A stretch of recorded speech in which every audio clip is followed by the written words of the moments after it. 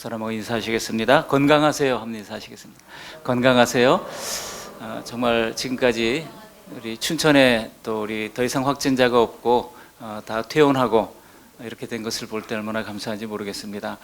또 집안에서 유튜브로 예배드리는 모든 성도님들께도 우리가 태국 갈 때 찬양했지 않았습니까? 부르신 곳에서 예배하네, 나는 예배하네, 그 찬양을 했었는데요. 마이와 유행 혼나이 껐자 남아 싹간 하면서 불렀던 그 찬양이 정말 딱 맞는 그런 것 같다는 생각이 듭니다. 어떤 형태로든지 어떤 상황에도 예배하는 모든 성도님들에게 주님의 풍성한 은총이 함께 하시기를 주의 이름으로 축원합니다.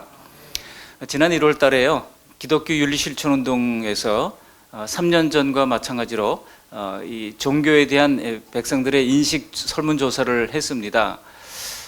표본이 그렇게 많지는 않습니다만 조사한 결과가 발표가 됐었는데요. 유리는 30%로 역시 캐톨릭이 차지했고요. 2위는 26.3%로 불교가 차지했고요. 3위는 18.9%로 기독교가 차지했습니다. 좀 부끄러운 성적표로 갈 수 있습니다. 사실 기독교는 실제로는 어려운 이웃의 좋은 일을 제일 많이 하는 종교입니다. 연말연시에 수많은 교회들이 어려운 곳을 찾아가서 연탄 나르죠, 김치 나르죠, 방한복 전달하죠, 쌀 전달하죠, 불치병 치료를 위해서 지원하죠. 장학사업부터 수많은 무료 급식소까지 교회가 하는 일은 실로 압도적으로 많다고 할 수 있습니다. 정말 한국 교회가 없다면 국가 복지 체계에 구멍이 뚫린다고 할 정도입니다. 그렇다면은 이렇게 실질적인 봉사는 많이 하면서도 이상하리 많지 평판이 좋지 못한 이유가 무엇이겠습니까? 뭐가 문제일까요? 여러분, 이번 조사 결과는 교회 자체에 대한 불신이라기보다는 먼저 우리 집에 있는 기독교인들에 대한 불신이요, 직장에 있는 내가 아는 기독교인들에 대한 불신이요, 내가 아는 또 신자들에 대한 불신이라고 할 수가 있습니다. 사람들이 내가 아는 신자들의 인격에 실망하고 내가 아는 신자들의 삶에 크게 실망했다는 뜻입니다. 많은 헌금을 어려운 이웃을 위해 사용하면서도 환영받지 못하는 이런 모습은 분명히 개선해야 할 일입니다. 제가 아는 목사님이 예산제일교회에 계시다가 이제 서울로 오신 분이 계시는데, 이분이 논문을 하나 썼는데, 소위 기독교인들이 오른손이 하는 것을 왼손이 모르게 하라, 그렇게 예수님께서 말씀하셨지 않습니까? 너무 거기에 충실하다 보니까 기독교인들이 스스로 하는 이런 선한 일들을 잘 드러내지 않는 것이 문제다. 그래서 우리가 한 것을 확장하고 과장할 필요는 없지만은 그대로 좀 드러내는 것이 좋겠다, 그런 내용의 논문을 쓴 적이 있었습니다. 물론 그런 것도 한 이유일 수도 있을지 모릅니다. 그러나 중요한 것은 많은 그리스도인들이 교회를 통해서 혜택을 받기를 원하고 교회를 통해서 더 많은 도움을 받기 원하지만은 실제로는 이기적인 모습을 바꾸지 않고 실제로는 정말 나누는 삶보다는 받기를 원하는 삶에 너무나 많이 몰두되어 있기 때문이라고 생각할 수 있습니다. 저부터 시작해서 만일 우리가 예수님이 살라는 대로 살았다고 한다면 적어도 사회가 너희를 못 믿겠다 말하지는 않았을 것입니다.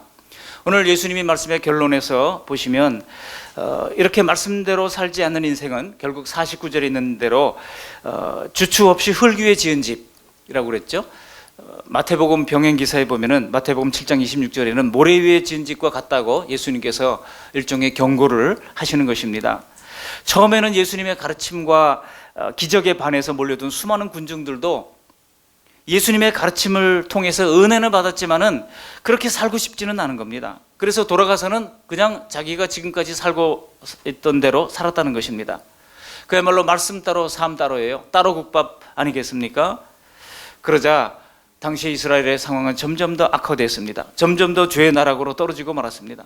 결국 어떻게 됐습니까? 예수님 오신 지 40년 만에 AD 70년에 로마의 티토 장군이 이끄는 대군이 몰려와서 이스라엘을 완전히 초토화시키고 말았습니다. 백성들은 뿔뿔이 흩어져 가지고 2000년 동안 나라 없는 그런 이제 불쌍한 민족으로 전 세계를 떠돌면서 살 수밖에 없었습니다. 여러분, 지금의 이스라엘은요, 1948년 5월 14일 날 다시 기적적으로 하나님 은혜 가운데서 세워지게 된 나라입니다. 그것도 이 지역을 벗어나지 말아라 라고 몇몇 지역을 이렇게 정해놨었는데요, 불행인지 다행인지 모르지만 주변의 아랍 국가들이 공격을 해온 겁니다.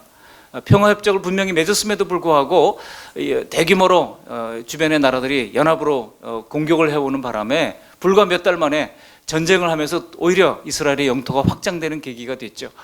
그렇게 해서 현재 이스라엘의 모습을 지금 가지게 된 것입니다. 여러분, 오늘 우리가 읽는 말씀이 우리를 정말 말씀대로 살아가도록 도전하는 계기가 되시기를 바랍니다. 오늘 말씀을 크게 두 가지로 대제로 요약하면서 말씀을 상고하고자 합니다. 먼저 여기 39절부터 45절까지 보시면요, 내 눈 속에 들보 빼기를 이제 말씀하고 있습니다. 내 눈 속에 들보를 먼저 뺀 다음에 그 다음에 형제의 눈 속에 티를 빼어주라는 것이죠. 그래서 눈에 관한 이 눈이라고 하는 단어가 6번이나 반복되고 있습니다. 그리고 그 다음 대지는요, 46절부터 49절까지 보시면 행하다라고 하는 이 단어가 3번이나 반복되죠. 가르침받은 대로 행동하라고 하는 말씀이라고 할 수 있습니다. 그래서 두 가지 대지는 내 눈 속에 들보를 빼어 밝히 보라는 것이고, 두 번째로는 가르침받은 대로 행동하라는 것입니다. 먼저 내 눈 속에 들보를 빼어 밝히 보는 자가 되라입니다. 근데 여기서 내 눈 속에 들보를 빼라고 하는 말씀은 단지 어떤 한 개인에게만 적용되는 말씀이 아닙니다. 오늘 말씀을 자세히 묵상해 보시면은요, 그렇게 된 이후에 42절 하반절을 보세요. 형제의 눈 속에 있는 티도 빼주는 데까지 확장되어야 한다는 뜻입니다. 건강한 공동체가 무엇입니까? 죄를 암묵적으로 우리가 묵인해 주는 것이 건강한 공동체가 아닙니다. 죄를 지적하고 죄를 제거해 줄 수 있는 공동체가 건강한 공동체입니다. 그런데 그렇게 되려면 우리가 사랑 안에서 그것이 이루어져야 합니다. 먼저 내 눈 속에 들보를 제거하고, 그리고 더 나아가서 사랑 안에서 형제의 눈 속에 티도 빼줄 수 있는 그런 공동체가 건강한 공동체라고 할 수가 있는 것입니다. 사람에게는 잘 보는 인도자가 필요합니다. 잘 보는 인도자, 이것을 우리가 선견자라고 할 수 있습니다. 잘 본다는 뜻이죠. 그리고 잘 아는 지도자가 필요합니다. 이것을 우리가 선지자라고 말합니다. 여러분, 물론 성경에는 먼저 아는 자, 곧 선지자죠. 그리고 먼저 보는 자, 선견자죠. 그런 내용들이 많이 나오는데요, 이 선견자라고 하는 단어는 불과 12번밖에 나오지 않습니다. 대부분 선지자라고 하는 단어가 히브리어로 나비라고 하는 단어가 무려 300번이나 언급되고 있습니다.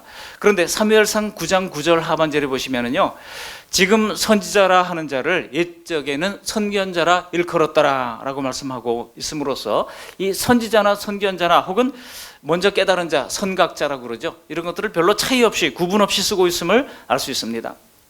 즉 이들은 모두 먼저 보고 먼저 알고 먼저 깨달아 백성들을 인도하는 지도자들을 가리키는 것입니다. 그러므로 우리가 배우지도 않고 선각자가 될 수는 없습니다.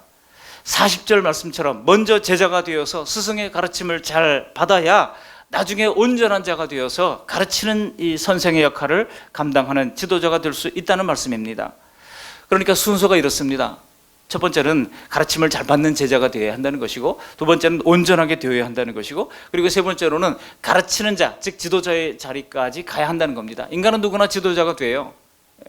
그 사람이 공부를 많이 했기 때문에 지도자가 되는 것은 아닙니다. 작게는 가정에서부터 넓게는 어떤 이 사회와 그리고 민족과 열방에 이르기까지 우리는 어떻든 지도자의 역할을 수행할 수밖에 없는 존재인 것입니다. 그런데 이 순서가 잘못되면은요, 39절 말씀처럼 맹인이 맹인을 인도하는 결과를 낳게 된다는 것입니다. 이해가 되십니까? 사람은 누구에게나 계속 배워가는 존재입니다. 이것을 호모 에루디티오, 학습하는 인간이라고 부릅니다. 사람은 태어나면서부터 가장 먼저는 부모에게서 배웁니다. 그리고 형제들에게서 배우기 시작합니다. 자라가면서는요, 학교에서 배우고, 그리고 직장 생활을 하면서 직장에서 또한 배웁니다. 그리고 결혼을 통해서 배웁니다. 그리고 자녀 출산을 통해서 배웁니다. 그리고 지금처럼 전염병을 통해서도 배울 것이 있습니다. 여러분, 지금 우리나라가 초동 대처를 잘한 이유가 무엇입니까? 메르스 때 큰 교훈을 받고 검사 키트를 엄청나게 많이 생산해서 예비해 뒀던 것이 지금 우리나라가 이렇게 발빠른 검사를 할 수 있게 된 원인이라고 하지 않습니까? 이렇게 전염병을 통해서도 배울 수 있습니다. 그러다가 나중에 가족과 사별을 통해서 배우게 되고, 노년에는요, 혼자 되는 것도 배우는 것이 인생이라고 하는 것입니다. 그렇게 인간은 태어나면서부터 죽는 순간까지 배우며 사는 존재입니다. 그래서 그런지요, 유교에서도 사람이 죽어서 지방을 붙일 때 보면 거기다 학생이라고 써붙였어요. 학생, 아무개, 신위 이렇게 붙여놓지 않습니까? 그런데 그 인생길에서 우리는 좋은 사람을 만나고 좋은 지도자를 만나고 인격적으로 헌신적인 부모를 만난다고 하는 것은 정말 큰 복이라 할 수 있습니다. 여러분, 이 세상에서 성공한 사람들도 대부분 좋은 사람을 만난 게 출발이었던 경우가 많습니다. 지금 신천지에 빠져있는 수많은 청년들은 불행하게도 악한 지도자를 만난 것이라 할 수 있습니다. 그러므로 우리가 살면서 좋은 인도자, 좋은 지도자, 좋은 조력자를 만나는 것이 얼마나 중요한지 모릅니다. 우리 청소년 청년들이 학교에서도, 그리고 군대에서도, 그리고 사회에서나 또 직장에서도 좋은 사람 만나는 복을 주시기를 주님의 이름으로 축원합니다. 그런데 오늘 39절 비유에 등장하는 사람들은요, 둘 다 앞을 못 봅니다. 39절에 보면 또 비유로 말씀하시되, 예수님께서 비유로 말씀하셨죠. 둘 다 앞을 못 보는 맹인이라고 하는 겁니다. 앞 못 보는 맹인이 또 다른 맹인을 데리고 길을 간다고 하면 어떤 일이 생기겠습니까? 좌충우돌이겠죠. 아마도 숱하게 넘어지고 부딪히고, 그리고 어쩌면 함께 수렁에 빠질지도 모릅니다. 그런데 오늘 이 비유는 우리가 어떤 세상 학문이나 세상 기술을 가르치는 지도자에 대한 것이 아닙니다. 오늘 예수님이 맹인에 대한 이 비유는 세속적인 스승에 대한 것이 아닙니다.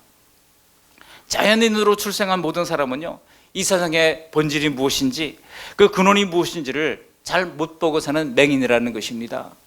그래서 인생이 어디로부터 와서 왜 살며 어디로 가는지, 또 죽음 뒤의 세상은 무엇인지, 이 땅에서 당하는 고난의 의미가 무엇인지, 또 영혼의 존재와 우리의 미래는 어떻게 될 것인지, 이러한 질문에 대해서 여러분 본질적인 대답을 해줄 수 있는 사람은 없습니다. 오직 사람이 되신 하나님 예수님밖에 없으십니다. 예수님은 성경대로 하늘에서 내려오셔서 이 모든 것을 가르쳐 주신 것입니다. 그리고 그것으로 우리를 인도하기 위하여 자신을 통째로 십자가에 내어주신 것입니다.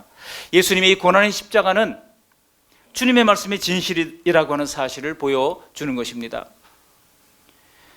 영혼의 참된 지도자를 만난 우리는 예수님께로부터 수수께끼 같았던 인생의 해답을 알게 된 것입니다. 그리고 마침내 눈이 열려서 보게 된 것입니다. 오직 예수님만이 길이요 진리요 생명이요, 예수님만이 맹인들의 빛이 되신다고 하는 사실을 우리는 알게 된 것입니다. 그리고 이렇게 보게 되었다면 우리는 마땅히 또 다른 맹인들을 인도하게 하신 것입니다. 40절 말씀 같이 한번 읽어보실까요? 40절 말씀. 제자가 그 선생보다 높지 못하나 무릇 온전하게 된 자는 그 선생과 같으리라. 그러니까 여기 눈 속에 들보를 빼내 밝히 보라고 하는 것은 나 혼자 밝히 보는 현자의 입장에 서는 것이 아니라 더 나아가서 다른 맹인을 인도하는 데까지 자라가야 한다는 이 주님의 당부라고 하는 것입니다. 이해가 되시죠? 여기까지 잘 따라오셨습니까?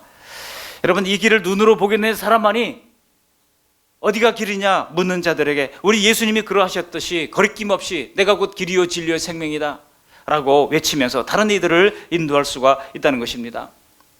사랑하는 성도 여러분, 과연 그렇게 당당하게 말할 수가 있으십니까? 어디가 길이냐 묻는 사람들에게 바로 여기가 길이다, 예수님이 길이다라고 말할 수 있으십니까? 어떤 사람들은 우리가 전도할 때마다 비아냥거리는 분들도 있습니다.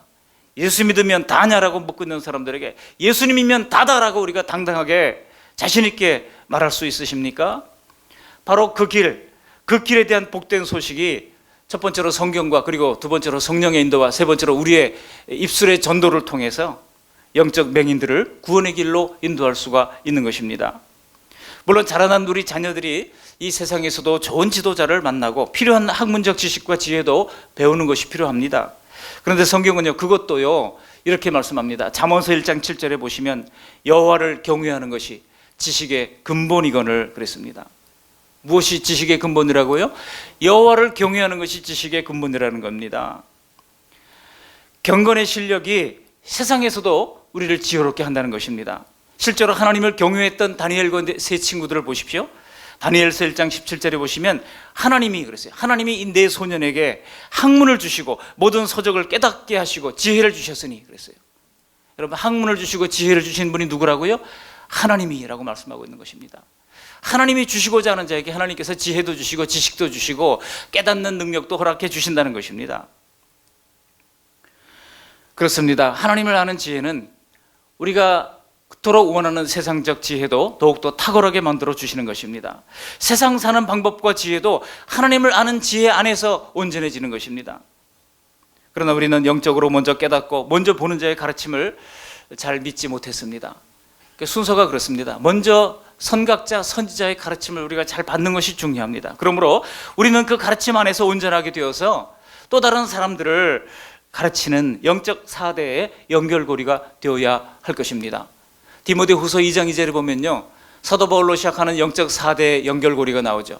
바울이 디모데에게 가르칩니다. 그리고 디모데는 충성된 사람들에게 가르치라고 말합니다. 그리고 그 충성된 사람들이 또 다른 사람들을 가르칠 수 있을 것이라고 얘기합니다.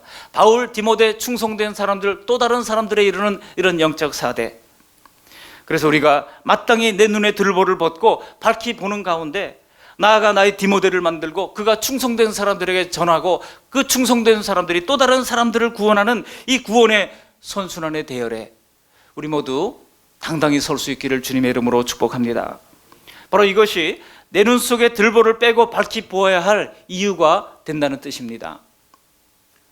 두 번째 대지입니다. 두 번째 대지는요, 우리 46절부터 49절에 보면 행하라고 하는 이 단어가 3번이나 반복된다고 말씀하고 있죠. 가르침받은 대로 행하라는 뜻입니다. 성경은 단지 구원받는 방법만 논리적으로 가르쳐주는 책이 아닙니다. 과거에 뒤죽박죽 되었던 우리의 삶을 바르게 정렬시키고 다시 행복을 되찾게 하는 방법도 바로 예수님께서 가르쳐 주신 것입니다. 그런 말씀이 오늘 본문 6장 전체에 나옵니다. 근데 예수님은 이런 말씀을 통해서 우리가 세상에서 터득한 생활 습관들, 우리의 처세술, 우리의 세속적인 생각들을 완전히 뒤집어 놓으십니다. 여러분, 어쩌면 자연스럽게 우리 가운데서 나오는 그런 모든 생각들과 모든 행동들은요, 하나님 나라의 원리에 다 맞지 않는 것들입니다. 우리 예수님이 그걸 다 뜯어 고치기를 원하시는 겁니다. 그러나 사람들이 보기엔 만일 예수님의 가르침대로 한다고 하면 정말 못 살 것 같은 거예요. 어떻게 이것이 가능합니까? 오늘 본문 앞부분을 한번 살펴보십시오. 31절 보시면 예수님이 말씀하신 황금률이 나옵니다. 함께 읽어보시겠습니다. 31절, 남에게 대접을 받고자 하는 대로 너희도 남을 대접하라. 이게 황금률입니다. 이것이 하나님 나라의 대원리라고 할 수가 있습니다. 그런 원리 하에 실천적 명령이 나오는데요, 요약하자면 32절부터 36절까지 보면 원수도 사랑하라는 것입니다. 그리고 37절에 보면 비판하지 말라는 것입니다. 그리고 38절에 보면 주는 사람이 되라는 것입니다. 그리고 앞서 보았던 39절로 42절에 내 눈 속에 들보를 빼고 밝히 본 이후에 형제의 눈 속에 티를 빼주는 자가 되라는 것입니다. 그리고 마지막으로 43절로 49절에 있는 대로 말보다 실천하는 자가 되라고 말씀하고 있는 것입니다. 이 모든 말씀을 관통하는 원리가 무엇이라고요? 남에게 대접을 받고자 하는 대로 너희도 남을 대접하라라는 것입니다. 여러분, 이 원리를 우리가 모르거나 아니면 안다고 할지라도 믿지 못한다고 한다면 교인이 되기는 되었는데도 불구하고 그냥 하나님을 알기 이전의 삶과 똑같이 살아갈 수밖에 없다는 것입니다. 그런데 만일 우리가 주님의 말씀에 대한 믿음이 없다면 이러한 하나님 나라 생활 방식이 불어날 수밖에 없는 겁니다. 사실 예수님이 제안하신 이런 가르침이 당시의 청중들에게 얼마나 비현실적으로 느껴졌겠습니까? 안 그렇습니까? 심지어 29절에 보면 이렇게까지 말씀하는 거예요. 우리 29절 말씀을 함께 읽어보시겠습니다. 29절, 너의 입뺨을 치는 자에게 젖밤도 돌려대며 내 겉옷을 빼앗는 자에게 속옷도 거절하지 말라. 우리는 입뺨을 치는 자에게 뺨을 맞기도 전에 피하면서 상대 뺨을 먼저 후려갈길 겁니다. 이게 우리들의 자연스러운 모습이라고 할 수가 있습니다. 우리 주님이 뭐라고 말씀하셔요? 입뺨 맞으면 오히려 참으면서 다른 뺨까지 돌려달라고 말씀하는 겁니다. 그 다음 말씀 보세요. 그 다음 말씀 뭐예요? 29절 하반절에 뭐라고 그랬습니까? 겉옷을 빼앗는 자에게 속옷도 거절하지 말라는 겁니다. 여러분, 겉옷은 이스라엘 백성들에게 있어서 그들이 잘 때 덮는 이불이 되기도 했습니다. 그리고 평상시에 사람들이 이제 외출하는 외출복이기도 했습니다. 그러니까 겉옷을 빼앗는 것은요, 아주 심각한 문제라고 할 수가 있습니다. 근데 그렇게 겉옷을 뺏는 자에게 속옷까지 내주라는 말씀입니다. 아마도 이런 말씀을 들으면서 당시에 청중들이 고개를 절레절레 흔들었을 겁니다. 나는 그렇게 못해, 그렇게 생각했을지 모릅니다. 그런데 여러분, 제가 이 말씀을 묵상하면서 깨달은 것이 있었습니다. 여러분, 요한복음 10장 10절 하반절에 예수님께서 양으로 생명을 얻게 하고 더 풍성히 얻게 하신다고 말씀하고 있지 않습니까? 그렇게 선한 목자 되신 예수님께서 아무렴 내가 지금 담보로밖에 없는데 그것까지 내주라고 하는 뜻이겠습니까? 오히려 이 말씀은요, 순종하는 자에게 주님께서 내가 나눠줘도 될 만큼 내가 채워주겠다, 내가 공급해주겠다 약속의 말씀 아닐까요? 하지만 우리는 이것을 이해하지 못하기에 마치 원숭이가 호롱박 속에 있는 바나나를 움켜쥐고서 놓으면 그 손을 빼서 도망갈 수가 있는데 그걸 놓치지 못해가지고 나중에 이 원숭이 사냥꾼들에게 잡히는 것과 똑같은 꼴이 되고 만다는 것입니다. 유한을 놓지 못하면 무한을 잃는 것입니다. 그러므로 영생의 길을 발견한 사람들은 세상을 살아가는 원리도 영혼에 맞춰져야 하는 것입니다. 한번 따라 하시겠습니다. 영혼을 바라보며 삽시다. 그렇습니다. 유한한 인생을 바라보지 마시고 영혼을 바라보며 사는 우리 모두가 될 수 있기를 바랍니다. 그러려면은요, 어쩌면 우리가 이 땅에서 우리는 바보 같은 삶을 살아야 할지도 모릅니다. 제가 고등학교 때 섬겼던 교회에는요, 1년에 한 번씩 우리 청소년들 고등부, 중고등부 이 축제가 있었는데요. 그 축제 이름이 바보 축제였어요. 바보 축제. 근데 그냥 바보가 아니잖아요. 우리는 거룩한 바보들인 것입니다. 주님의 사랑을 입고 거룩한 바보로 살아가라고 하는 것입니다. 그렇게 영혼을 선택하고 구원을 받은 사람들의 삶은 깨졌던 하나님과의 관계가 회복됩니다. 나아가서 사람과의 관계도 회복되는 것입니다. 먼저 그동안 무관심하고 등을 돌렸던 하나님을 이제 마음과 뜻과 정성을 다하여 사랑하고 따르게 되는 것입니다. 그런 우리에게 하나님은 창조 세계 모두에 내려주시는 일반 은총 이상의 은총, 저는 이것을 믿습니다. 일반 은총 이상의 은총. 여러분들, 일반 은총은 안 믿는 사람들에게도 동일하게 내려주시는 은총이에요. 믿지 않는 사람들에게도 햇빛과 비를 내려주시는 하나님 아닙니까? 그러나 하나님께서는 순종하는 자에게 일반 은총 이상의 은총을, 각별한 보호와 공급을 베풀어 주시는 줄로 믿습니다. 또한 하나님과의 관계뿐이 아니에요. 사람과의 관계도 달라집니다. 사람을 향해서도 구세주의 긍휼의 눈으로 바라보게 되는 것입니다. 그것은 바로 사람들에 대한 관대함과 너그러운 마음을 품게 된다는 뜻입니다. 41절 말씀 우리 같이 한번 읽어보시겠습니다. 41절. 어찌하여 형제의 눈 속에 있는 티는 보고 내 눈 속에 있는 들보는 깨닫지 못하느냐. 너는 내 눈 속에 있는 들보를 보지 못하면서 어찌하여 형제에게 말하기를 형제여 나로 내 눈 속에 있는 티를 빼게 하려 할 수 있느냐. 요즘 제가 코로나 사태를 보면서 저를 가슴 아프게 하는 것은 이 사태 자체도 가슴 아프지만 이 문제를 두고 책임 공방을 하면서 서로가 서로를 헐뜯고 비난하는 모습이 너무나도 난무한다는 것입니다. 그러나 우리는 코로나 바이러스와도 싸워야 되지만 혐오와 이 반목의 바이러스와도 힘써 싸워야 할 줄 믿습니다. 오늘 예수님의 말씀은 얼마나 예리한 비유인지 몰라요. 사람은 남에게 있는 죄와 단점을 정말 티끌만큼 작은 단점도 잘도 찾아냅니다. 그러나 우리 예수님의 예리한 눈은 우리 인간의 변명을 차단시킵니다. 빠져나갈 틈을 주지 않습니다. 만일 내 눈에 누군가의 잘못이 보인다고 한다면 사실 내게는 그 이상의 잘못과 단점들이 있다는 뜻입니다.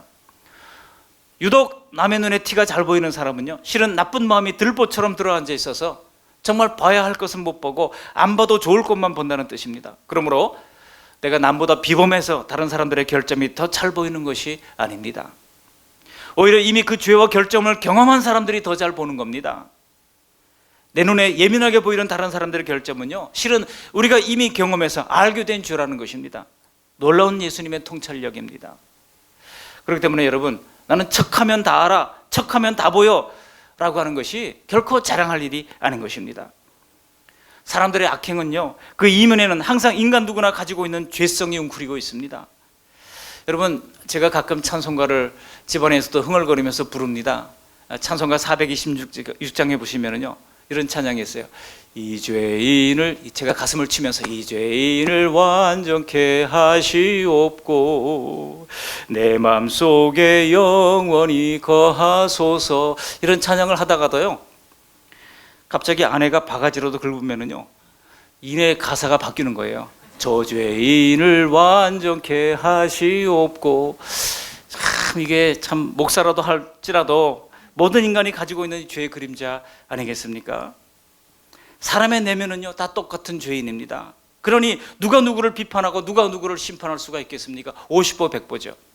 그래서 우리 예수님은 남을 비난하고 정죄하는 것을 엄격하게 금하시는 것입니다. 그토록 다른 사람을 비판하고 정죄했던 바리새인들은 마침내 아무런 흠도 없는 우리 예수님까지 죄인으로 몰아붙여서 십자가에 못 박고 말지 않았습니까? 사람을 심판하는 오만한 태도는요, 이것이 발전하고 자라서 나중에는 하나님께도 만용을 부리게 되는 것입니다. 그래서 전 아무개라고 하는 사람은요, 하나님도 나한테 까불면 죽는다고 하는 그런 망령된 말을 하고 말았던 것 아니겠습니까? 그러나 우리 예수님은요, 그토록 주님을 비방하고 욕하던 사람들을 오래 참고 인내하셨습니다. 그런데 그들에 대해 예수님은 이런 말씀을 덧붙여 주셨습니다. 우리 45절 말씀을 같이 한번 읽어보실까요? 45절입니다. 선한 사람은 쌓은 선에서 선을 내고 악한 자는 그 쌓은 악에서 악을 내나니 이런 마음에 가득한 것을 입으로 말함이니라. 그렇습니다. 입으로 말하는 것은 우리의 마음에 쌓은 것으로부터 출발된다는 뜻입니다. 사람은 겉으로 드러나는 열매로 그 속에 뭐가 들어있는지 알게 됩니다. 마음의 창고에 선을 차곡차곡 쌓은 사람은 선한 것이 나오게 됩니다. 그러나 악한 생각과 악한 행위를 쌓은 사람은 결국 악한 것들이 터져나올 수밖에 없다는 뜻입니다. 여러분, 오해하지 마십시오. 이 말씀은요, 결코 선을 쌓아서 구원받는다는 뜻이 아닙니다. 적선을 해서, 적선하는 것은 불교에서 하는 용어예요. 적선합시오라고 말하잖아요. 다른 사람들이 나에게 도와주는 것은 그 사람이 적선을 하도록 돕는 행위이기 때문에 그들이 자신 있게 그렇게 이제 다니면서 이렇게 이 탁발을 하는 것을 볼 수가 있습니다. 그러나 기독교는 결코 어떤 선을 쌓아서 구원을 얻는 문제가 아닙니다. 이것은 구원의 문제가 아니라 선악의 문제입니다. 선한 행위를 쌓아서 좋은 사람이 될 것이냐, 아니면 악한 것을 쌓아서 나쁜 사람이 될 것이냐의 문제입니다. 여러분, 신자들도 여전히 이 선악의 갈림길 속에서 선택을 해야 합니다. 그러나 이어지는 결과를 보시면은요, 그런 결과가 놀랍게도 구원과도 연결된다고 하는 의미로 말씀하고 있는 것을 알 수 있습니다. 46절 말씀 읽어보시겠습니다. 46절, 너희는 나를 불러 주여 주여 하면서도 어찌하여 내가 말하는 것을 행하지 아니하느냐 그랬습니다. 내가 말하는 것을 행하지 아니하느냐, 행하는 것이 중요하다고 예수님께서 말씀하시는 거예요. 그리고 이어서 주추 없이 흙 위에 지은 집과 반석 위에 지은 집을 비유를 말씀하고 있습니다. 말씀을 듣기만 하고 행하지 않은 사람들의 믿음이 결국은 주추 없이 흙 위에 지은 집, 곧 모래 위에 지은 집처럼 마침내 무너지고 만다는 것입니다. 그렇기 때문에 우리는 들은 말씀을 지키고 마음에 선을 쌓아가는 것이 구원의 문제와 연결된다고 하는 사실을 알아야 합니다.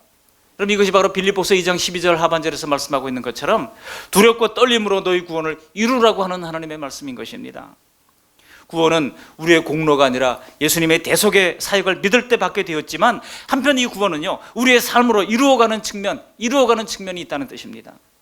오늘 말씀대로 적용하자면요, 미움과 비난을 그치고 허물을 너그럽게 덮어주라는 것입니다. 이것을 지켜내라는 것입니다. 근데 여러분, 이것을 실천하려고 신경을 좀 써보면은요, 정말 남의 말 안 하고 남의 탓 안 하는 게 얼마나 힘든가를 알게 됩니다. 서로 대화할 때도 좀 시원치가 않아요. 좀 남의 뒷담화를 하면서 남의 잘못을 속 시원하게 지적하면 좋겠는데, 그것을 안 하려고 하면은요, 속에서 부글부글하고 입도 근질근질한 것이 우리의 모습입니다. 안 그렇습니까? 물론 우리가 특별히 악한 의도로 남 얘기를 하는 것은 아닐 것입니다. 그렇더라도 자꾸만 남의 결점을 끄집어내는 것은 우리 속에 있는 죄성을 만족시키는 무의식적인 행동이기에 이것을 의지적으로 멈춰야 합니다. 어떻게 해야 된다고요? 의지적으로 멈춰야 합니다. 그러나 그동안 우리의 관성 때문에 오늘 말씀에 순종하기가 결코 쉽지만은 않을 것입니다. 그러나 만일 오늘 말씀대로 노력하지 않고 지금 그대로 우리가 살아간다고 하면 우리의 마음의 창고에는 점점 나쁜 것이 쌓이게 될 것이고, 입만 열면 와글거리는 비판과 험담이 튀어나오게 될 것입니다. 늘 부정적인 사람하고 대화를 하다 보면은요, 정말 우리 딸이 그런 얘기를 하더라고요. 기빨려, 그런 얘기를 하더라고요. 그래서 요즘 아이들은 그런 표현을 쓰는구나. 기가 빨려 나가는 거예요. 상대방에게 힘을 주고 용기를 주고 뭐 격려를 해서 좀 힘을 북돋아 주는 것이 아니라 기가 빨려나가게 만들어 주는 거라고 하는 것입니다. 우리가 사람들에게 친절하고 너그럽게 대하는 것은 곧 다른 사람이 나를 그렇게 대우하도록 저축을 해놓은 것과 같습니다. 예수님이 가르치는 황금률을 다시 한번 읽어보실까요? 우리 31절 말씀을 다시 한번 읽어보십니다. 남에게 대접을 받고자 하는 대로 너도 남을 대접하라. 여러분이 누가복음 6장 31절에 병행 구절인 마태복음 7장 12절을 보시면 이렇게 돼 있어요. 그러므로 무엇이든지 남에게 대접을 받고자 하는 대로 너희도 남을 대접하라. 이것이 율법이요 선지자이니라 그랬어요. 이것이 율법이요 선지자니라고 말씀하고 있습니다. 오늘 예수님이 말씀하신 대로 살아가는 것은 분명 우리를 주저하게 할 것입니다. 절대로 관대하고 싶지 않은 대상도 있을 것 아니겠습니까? 내가 판단하기에 그냥 평범한 사람인데도 불구하고 지나치게 오만한 사람을 보면 정말 당신 말이 맞아요, 이렇게 격려를 해주기가 쉽지가 않습니다. 그럴 경우는요, 정말 가족이라고 해도 따뜻한 말 한마디 하기가 어려울 수 있습니다. 그러나 우리가 말씀대로 우리를 바꾸려면 용기를 내야 합니다. 만일 우리가 말씀대로 나를 바꾸를 용기를 내지 않는다면 혹시 내가 이렇게 친절하게 하면 나를 얕잡아 보지는 않을까? 혹시 내가 이렇게 하는 것이 내 속마음은 다른데 너무 위선적인 것은 아닐까? 내 친절을 오히려 너무 낯간지럽다고 여기는 것은 아닐까? 감정에 눕혀 끌려다니다가 내 꾀에 내가 넘어지고 어쩌면 마귀가 파놓은 구덩이에 빠질 수도 있습니다. 우리 한번 오늘 말씀대로 일주일만 살아볼 수 있기를 바랍니다. 얼마나 살아보자고요? 일주일만 한번 살아봅시다. 그것은 곧 남의 단점을 들추기와 흉보기를 멈추는 것입니다. 한번 따라가십시오. 흉보기를 멈추자. 그리고 또한 남들의 험담에 동조하지 말고 듣기만 하는 것입니다. 동조하기를 멈추자. 네. 사실 남들이 험담할 때 더 재밌는 건요, 같이 그냥 거기서 덩달아 춤을 출 때 더 신나요, 사실은.